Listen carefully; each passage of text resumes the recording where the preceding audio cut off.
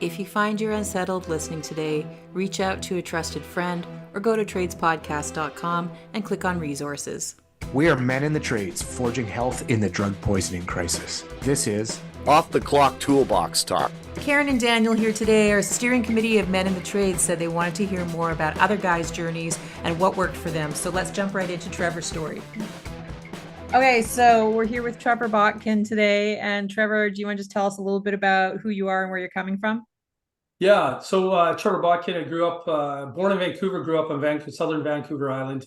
I went into the construction industry as a carpenter when I was 19 years old. I'm now 48.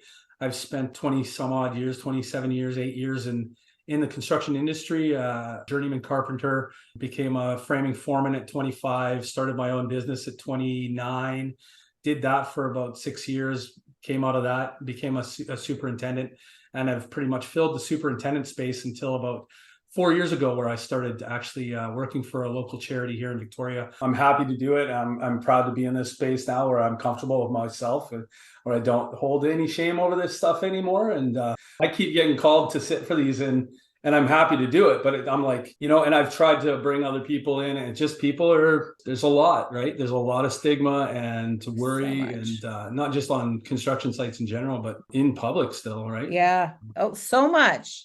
I see it every day. One interesting thing that I've just been thinking about quite a bit from my early email conversations with you, Trevor, is we were talking about how a lot of the media things that have been attempting to reach people in the trades who are affected or at risk of this unregulated drug crisis or being affected by it. And you were kind of talking about how there's so many initiatives that are paid for by health authorities or Health Canada or whatever that aren't necessarily reaching the target because they're too soft, too clean, too clinical, and they're not getting down to the grit of new tagline for Off the Clock Toolbox is real fucking talk. Yeah. That's what registers.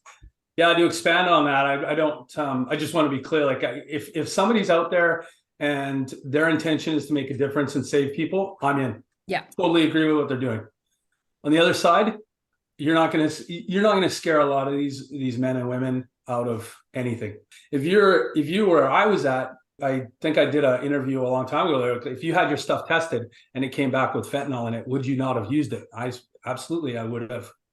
I would have used less. I would have used it in what I thought was a safe manner. I was in a place where it didn't matter what the statistic was, it wasn't going to help me.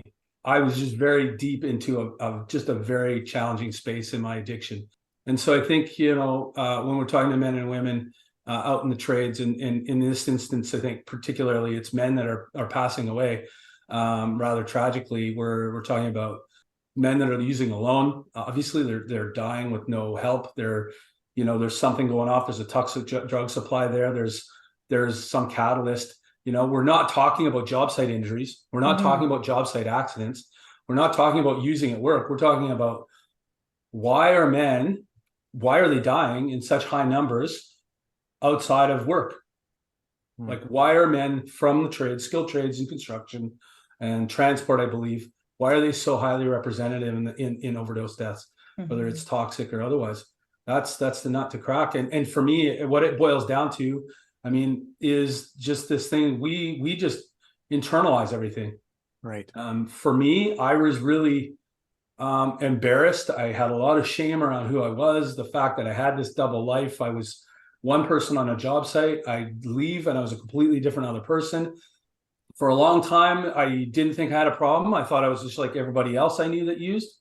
And then I entered into a space where my shit was definitely different than the people around me. So I started to retract. And I thought I could get a handle on it. And then after repeatedly failing and trying to get a handle on things, it moved into this place where I just felt defeated and absolutely had no hope. I felt broken. I felt weak. I knew I was in deep shit and I couldn't do anything about it. And I felt that if I reached out to anybody, that I was going to lose everybody. I thought I would lose my job. I lose the respect I had in my leadership ability. Parts of my family I knew I would lose. Other parts of family I just didn't want to embarrass that way. Mhm. Like we talk about losing our family. Like, do you really think you would have lost your mother? Fuck no. I was worried about embarrassing her and bringing shame to her, right?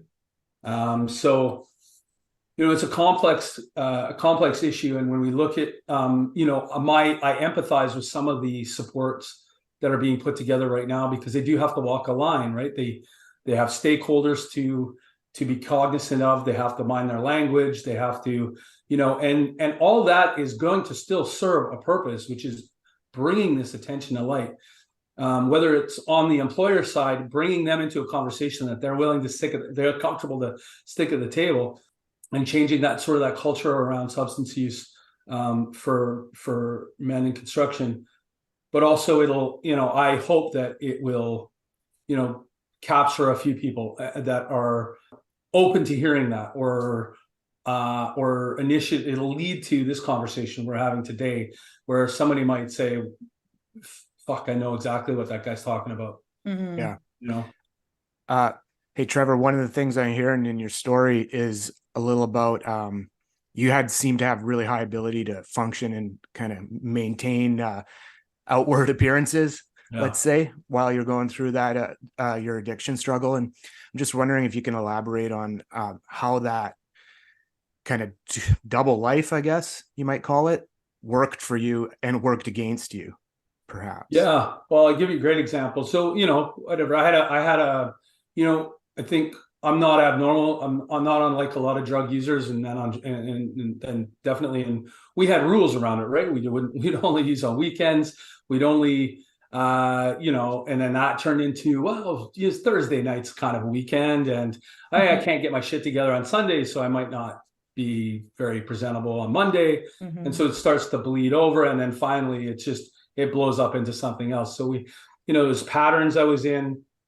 I mean, my whole life was a pattern at that point, like a ritual around sort of using. It used to be work and using as a pastime, and then it became really about structuring everything so that I could use on weekends. I remember being super productive on Thursday, Friday, because I wanted to make sure Monday wasn't going to be overwhelming.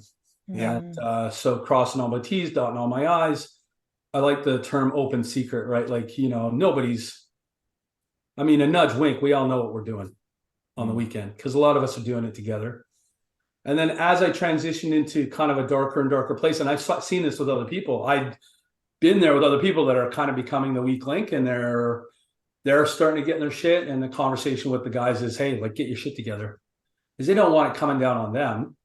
Right. Be guilty by association. And it's a reflection of where they're at too, right? So if somebody else is struggling and you're there with them every day, it's hard to justify you're technically, don't have the same problem. Mm-hmm. So people will start to ostracize that person a little bit. There's not a lot of support. We don't convey our feelings a lot. So there's not like, hey man, can I talk to you? I think I'm having a hard time with this. Yeah. That was not a conversation I ever had. I've had it with people that I'm charged with leading, in that, like, dude, I don't know what's going on for you. I suspect I know, but and I never used with people that I was in charge of. That was kind of one of my rules, and it got hard to maintain. So then I actually literally just had totally separate community that I used with. So it kind of graduated from this pattern of, using. I had one or two guys that knew kind of my secret, that we would kind of hang out on weekends with other people in the industry, but not necessarily with my company. Because for a long period of my life, everybody I knew was in construction. I mean, the hours I put in, and this isn't abnormal. Most of the people and hang out with, even outside of work, are people you work with or that are in the industry. Yeah, that you've met through the years. So then that shifts to, slowly into this place where, the people that I hung out with and did drugs with were outside of the construction industry altogether. I started to, I was leading larger projects. I was very aware that this side of my life doesn't support this side at all. And in fact, it would lead to great damage. But I think at that time, I still thought it was manageable. I just didn't want people knowing my business. Yeah. Because of the stigma. Yeah. That's right. And judgment. And then as that got worse and worse, and I started to notice that it was different, then it really moved from something socially that I did to something completely alone. What do you think drove that shift from going from a more like using more socially to using alone? And what was underneath that? There's a complete lack of self-awareness, but in other ways, I think around the stigma and embarrassment, I think like I knew even among my other drug using friends, I was always one of the last three people, right? Like the party had ended days before, and it's the same fucking three people standing around the same kitchen table, mumbling the same stupid stories, and nobody knows what the fuck anybody's saying. And you're like, and I'm like, oh, you know, and so you just start to hide that. And in my mind, like I had a girlfriend at the time, I was like, you know, she's part of the problem. Like it, you know, we're codependent. I'm like, okay, you know, there's some of that self-awareness you have, right? But not totally accurate. I mean, to be clear, I'm the problem. I was the problem. And so I was like, okay, I'll get away from her and I'll get away from all these people. And then I'll be, you know, I tried to, you know, started trying to change everything around my drug use, like externally, that I thought would solve the problem and make it easier to quit. And then they keep coming up. This solution didn't work either. This solution, because I didn't know. I mean, the last 6 years of my use, I did not want to be using. Absolutely did not want to be using. What were some of those solutions that you tried that didn't work? So I just want to say about that, like, that's probably a good part of the process, trying things and finding out they didn't work and then trying something different. Like that. And I know that now, like the clarity I have now after 4.5 years of therapy and really digging into this beast that is inside me. You know, back then I just saw failure, right? Like I wasn't proud of trying and failing. There was no part of me that was like, keep at it, Trevor, you'll get it. You know, well, that's why you need cheerleaders in your life. You need people that got your back and that are there for you and are cheering you on, for sure. Right. But I had nobody around me, really. I didn't think. I mean, I had nobody around me I could talk about this. I had nobody around me that wasn't using drugs other than at work, really. I mean, and those guys they just didn't know. So like, who am I going to go to and say, like, I really need some support here. Right. I mean, in the end, that was the answer, ironically. But like, even so, like I moved out of a house, I quit a job. I moved into my mom's basement because actually it started with just going home for Christmas. I left the girl, but I went home for Christmas because I never used it around my family. Like it was like this thing but I'd never spent, more than 5 days around my family, right? So it's but I was like, I'll get that's about enough, right? Yeah, I'll get this head start. I'll get clean, and I ended up, going home for Christmas. I didn't leave for 2 years. I ended up in my mom's basement. That was perfect. She had a 1-bedroom suite there, and it got me into this cycle of the pattern I'd stayed in for like the last 18 months of my addiction, which was just leaving my house, getting through a day of work. And I missed a lot of days of work, coming home, to be totally honest, I'd leave work at 3 or 4 in the afternoon. I'd have my laptop flipped over on the center console of my Jeep. I'd be smashing rails on my way home in rush hour of cocaine. I'd get home. Then I'd start adding the ketamine around 5, 6 in the morning. I'd start the benzodiazepines so I could get out of my house again. Wow. That's a rough ride, man. Yeah, dude, it was significant. And you know what, back then I would never have told you that the benzos were a problem for me. Like they probably might have been the hardest one to kick, I'm gonna guess. Oh my God, terrible. But it wasn't. I was like so delusional, right? Like I was just sick. I was a sick guy. I was a sick guy, and I thought, these benzos, I'm just using these so I can function during the day. Yeah, absolutely. I didn't believe I was overusing them. I didn't believe. But holy crap, did I find out otherwise when I went to treatment. So, in that time, so I ended up at my mom's house for Christmas that year, Christmas of 2017, end up in her basement. In that time, so I hit my first bottom. So I spent that time on my mom. I had been clean. It's New Year's Eve. I'm going to spend the whole night with my mom. I was like, Mom, I'm going to go to town. I'm going to grab a Dairy Queen. You good? Yep, she's fine. So I left. I didn't come back for 3 days. So I relapsed. I ended up in a friend of mine's empty house for 3 days, just absolutely the worst I'd been in. Like, it's true. Like when, one of the challenges is like, if anybody out there is trying to quit, you try, you do your best, you string together a few days, of 5 days, 7 days, 2 weeks, And then when you get back on it, that thirst, that need, that like appetite for it is so next level. It's like, Yeah, and this is when so many people are dying too right oh now my because God. their tolerance decreases. They don't know exactly how much they're using, the the toxicity, unpredictability of the drug supply. Relapses are just so deadly, and there's no clear-cut solution to that because people are pursuing the pathways that are right for them. They're Well, it's not and even that. Like for me, it just felt like it was out of my control. yeah. Like, looking back, like, we'll dig into like the effects on my family and me and the things that I forfeit, like just to get into like when we say it gets its hooks in you, like I don't think the average non-user, and if you don't understand it, then you've never been there, and good for you. I'm really happy you've never experienced it. But it's the terrifying, like I would have traded when I was in my shit without radical intervention. I was trading my relationships with my children, my family. I was missing holidays. I just wasn't showing up for people. I was going to lose my job. Like I was going to trade in the respect I had for my ability. And inevitably I was gambling with my life every fucking time. Mm-hmm. I'm 4.5 years clean. I think I got a solid, 3.5 years into a toxic drug supply and an opioid pandemic. So what were the major contributing factors that got to the point where you had to go into survival mode? Just honestly, it boils down to just not like feeling out of control and not being able to get back into control. So it became a battle of, okay, I can't let people find this out. I can't let people know. I have to like try and manage everything around it so that people don't find out my secret. Yeah. Right.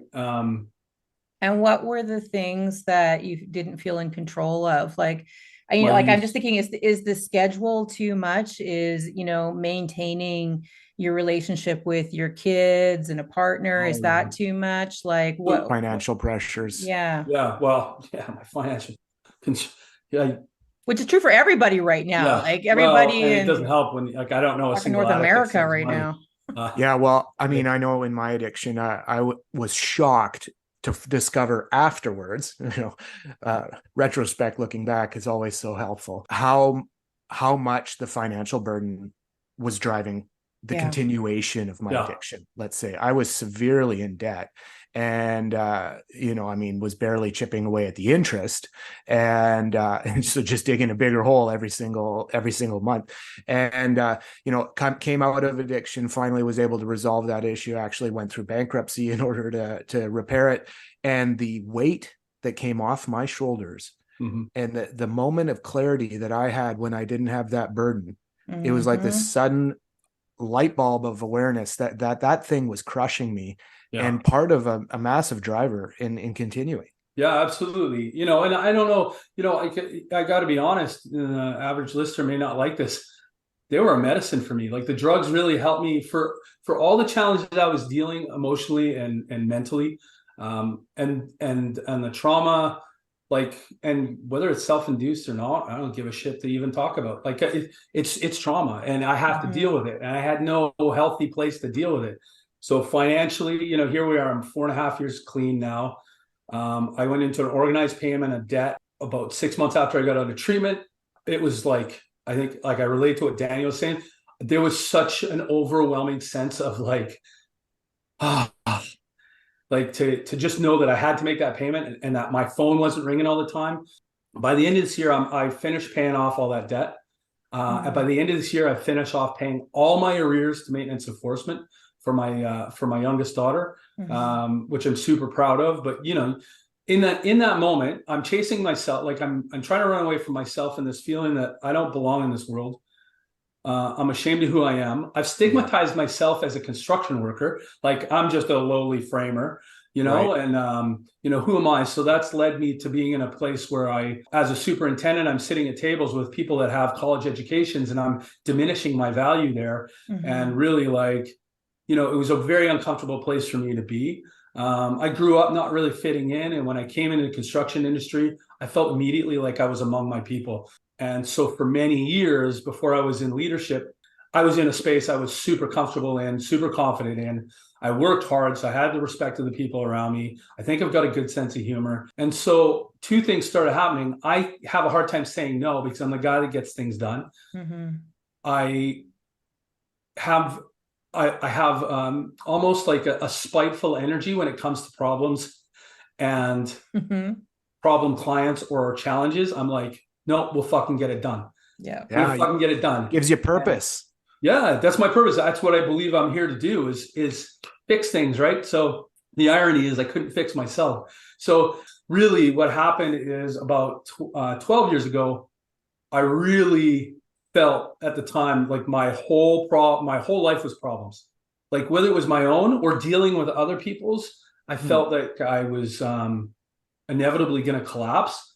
I could have put an end to it. Like it just didn't have a way out. I didn't see a way out that didn't include me failing miserably and people saying that guy's an imposter. He's a fraud. He doesn't know what he's talking about. And then I would lose that thing I cherished so much in my life, which was respect and being the guy that gets shit done. Yeah. Respect is a strong leader. For me personally, in my ego, I was not prepared to cash those things in order to just wipe the slate clean.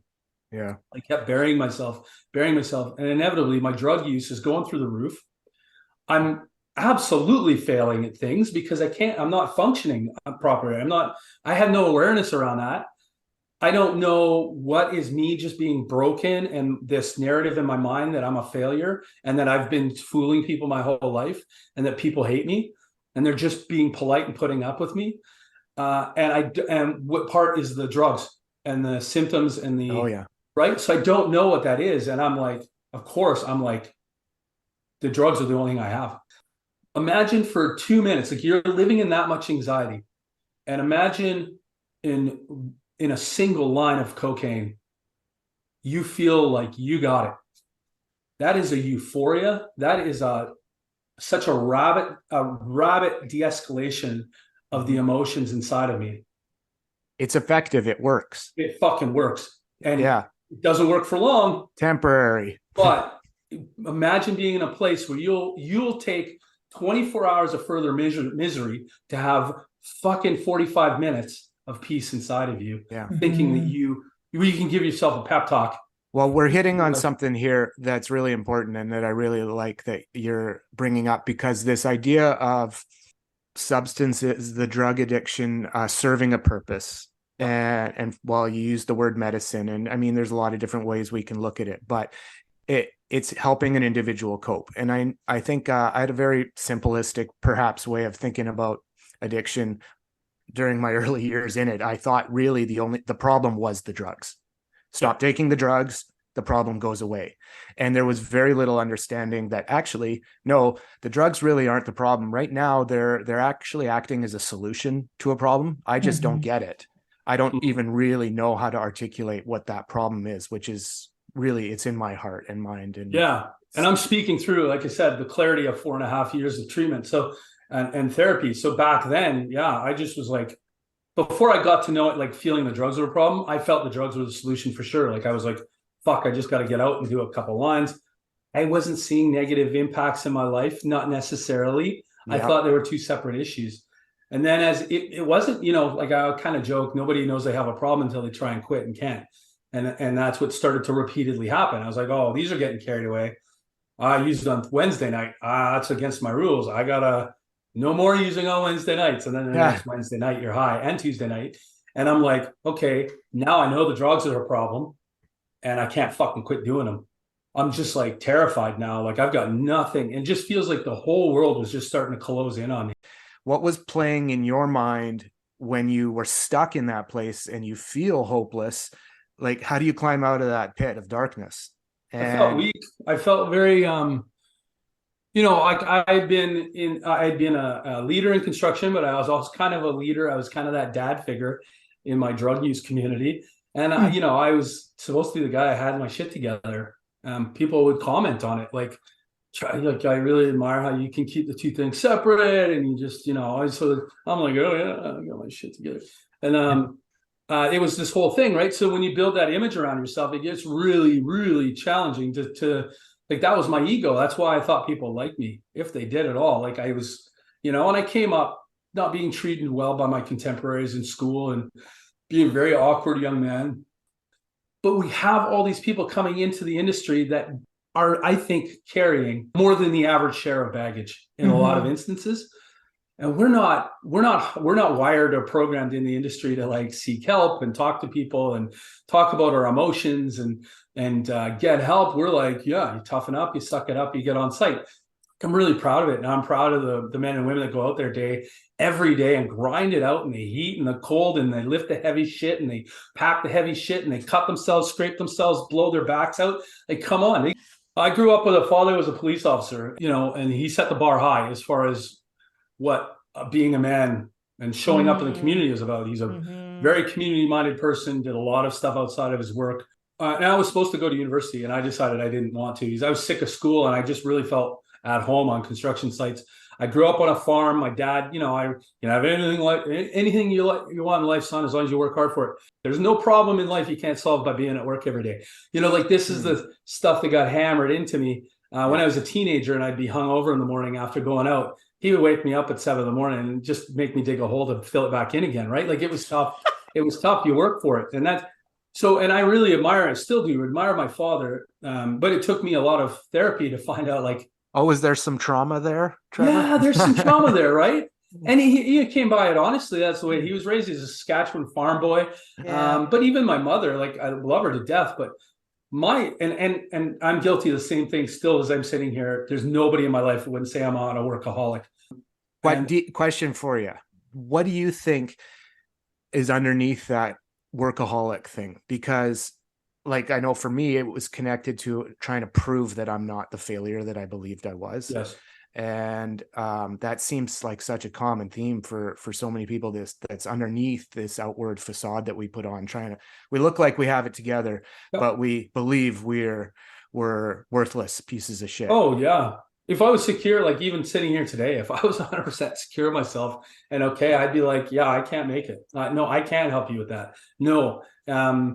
It's very hard for me because I'm like, if I'm not useful to somebody, my identity, my self-worth is still wrapped up in what I produce for other people. And family, friends, work, community, you name it. It can be, it's a great drive, but it needs to be a handle on it. For me personally, it was also covered with, looking at my dad, and I put my father in such a pedestal in my life. He passed away when I was 25. So, I've got 5 years or 6 years into the job site culture at that point. I'm starting to make a really good wage and get a lot of respect. Actually, I took my first leadership position as a foreman at 25, a framing foreman on commercial sites. And so, like, I'm just starting to get the ball rolling and getting that sense of pride and, oh, my dad loved this, like, he loves this, and really kind of getting that sense of like, I've made it. And then my dad dies, and I'm like, fuck. And I really became immediately aware at 25 how much I didn't know and where I wasn't, right? And that narrative started to amplify. And I'm always holding myself to this standard or this image that my dad set, which, looking back, was not what it looked like on the outside either. Now that I can play the tape through, he was human. But in my mind at that time, I was like, if I can't be that guy, I'm a failure, and he won't be proud, which is bullshit. My dad's proud of me sitting here right now, and he's been proud of me my whole life. I guarantee it. With this insecurities and the trauma I had from the bullying I took on, and I think some people just naturally doubt themselves without any encouragement from anybody else. And then that seed will catch and something will confirm it. And then they'll hear something from somebody else, and it just flourishes like any other blossom on the planet, right? So, and then that just started growing in me at 25, and just working endless hours. I lost a relationship over it, and then the partying became a real big thing. And it's like, you work hard, play hard, because that was part of the image too. And I had to keep up with these guys. It wasn't like, I've always looked at my career as a battle, like building these buildings and putting this stuff together. It's a battleground, man. We're fighting through extremes. We're lifting heavy stuff, and so, when you get people come in that have this, like, they're like, whoa, this is like a career and a job. I'm going to go home at 4. Yeah. I'm going to spend time with my girlfriend and my family. And I'm like, oh, I need to get to work. But I remember, like, as a young leader, telling people, like, look, Mike, you're bringing a lot of your personal life to work with you. I need you to leave it at home, man. I need you to be here and be focused and be producing. That's terrible. It's a terrible thing for anybody to say. Yeah. And later in life that started to shift, even in my sickness. But this is the beautiful thing, I think, of where we are with technology and everything else right now, is that you don't have to go to school for 4 years and become, get your degree in psychology to understand these concepts. Yeah. We've got podcasts now, we've got books, we've got and people, and it doesn't have to be delivered in like such a clinical way. Like it's exactly what we're doing conversationally. And we can learn now in these different ways. So you can build skills and you can take that. We don't have to keep doing what we've been fucking doing for 20, 30, 40, 50 years, right? And it's inspiring people to see past that because, unfortunately, like you said, we come into a culture where it's very confrontational and very sort of in your face, direct, base logic. And, it's, basic, punchy, very jabby, personal relationships. And it's fun and games. And then it wears on you and you become this crusty guy my age. And that's the language So when anything is delivered to you without an F-bomb in it, you're like, that's fucking garbage. Yeah, exactly. I'm gonna sit here and die slowly and alone, because that's the stoic thing to do. And it's, it's trying to cut through that and say, hey guys, like, there's a better way, man. Yeah. Like this, you can be a human being and you'll get more respect for it. And you can be kind to your apprentices, the people that you lead. And you can be kind to yourself. And that's where it all starts, doesn't it? That's where it all starts. We talk about like people picking on each other on job sites and inclusion. And it's like, these guys are picking on each other and themselves just as much. They're including themselves in that. Trevor, I'm curious, because the shame and the fear that's associated with like being the guy with the addiction and not wanting it to be exposed on a job site or to employers. And now I think you're on the flip side of that, where you might have people that are working under you or around you that have substance use struggles. Yes. And I'm wondering, like, what can you do, or what do you do to communicate to those folks, because they may that you're safe to talk to? The first thing I do is just being very transparent and direct and in everyone's face about who I am. I am who I am. I'm going to accept that. There's a few things that are tricky that I'd like to be able to be more conscious about. So when I take that and embody that in my actions, in the way I talk to people come out of the ether and they're like, dude, can I talk to you? Yeah. And I can't tell you. And if there's anybody listening to this, share. Like if you, and think about it, don't just say Trevor said to you and I'm going to share it and now I'm being penalized. Some people have walked away from me. There is tension, but fuck it. Those are not people I need near me anyways. I need real, honest and genuine people in my life that are going to tell me as it is and accept me for who I am. The reality is, if you decide you have the shoulders and you want to carry your story publicly and recover out loud, I call it, people will come forward. You're going to create a space where people are going to come to you on the side and say, look, man, when we start inviting these organizations in to do these toolbox talks and to have these conversations, there's an opportunity for leadership to be like, you know what you just heard today, like, I want the best things for you. And if you're struggling, I encourage you to come to me. You'll find a safe space to talk about these things. I in no way can have somebody in an unsafe condition at work, but I can create that space. And with all these phone numbers and all these reasons, we can encourage you to get to a safe space so you can come back to us. I'm not going to fire you because I understand you have a problem and I want to be there on the other side. So I'm just a framer. I'm not some celebrity. I'm not a millionaire. I've come up during the trades. So I went to treatment, something took hold. And as you've pointed out, sometimes it takes, the public needs to know it's not one and done. It can take many, many times. I've got lots of friends that are still struggling after 6 times in treatment. I have friends that are in treatment right now, the 7th time. beautiful, wonderful people that are hard at this. Mhm. I also know people that are like, it's too fucking hard.